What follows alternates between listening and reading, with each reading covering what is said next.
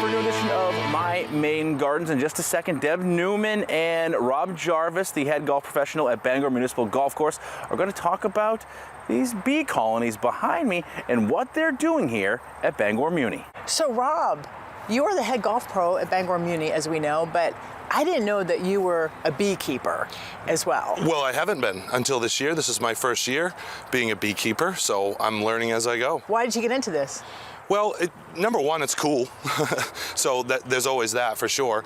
But it's kind of the last bit of our effort to with our Audubon Sanctuary certification, and years of stuff have come kind of brought this to a fold. That is so cool. So what have you learned so far?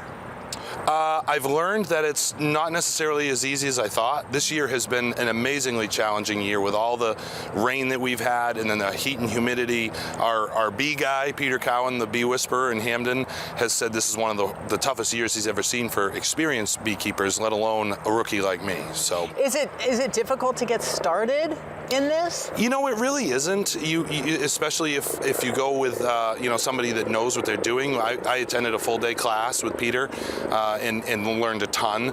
But it's constant education. You know, there's the environment, the weather, time of year when they're going to do certain things and not do certain things. So there's a lot of factors into it. So how many bees are here, and what are we about to see? So we have 2 colonies of bees, and there's probably 40,000 bees in them. Yeah. Now, are they making honey? What are they doing in there? Yeah, right now they're making other bees. They're making honey. It's a constant life cycle for them. They're the ultimate community. I mean, everything is focused on survival and kind of the next step. This is so cool. All right, so what are you about to show us? So what I'm going to do is I'm going to flip my hood on and get my smoker, and then I'm going to open a hive and kind of see what we see for frames, and I'll explain what we're looking at as we go. Okay, let's do it. Thank you. Okay, so we've got our smoker lit, which is going to be key in keeping the bees a little bit at bay. And we are indeed going to give them a little bit of smoke. One of the most challenging things beekeeping is indeed learning how to keep the smoker lit. So this is a frame on the outside they haven't gotten to. You can see some bees crawling around there, but not a whole heck of a lot. Oh my God, that's cool. All right, so on this frame, we can see the top where it's kind of all white and opaque here. That's capped honey.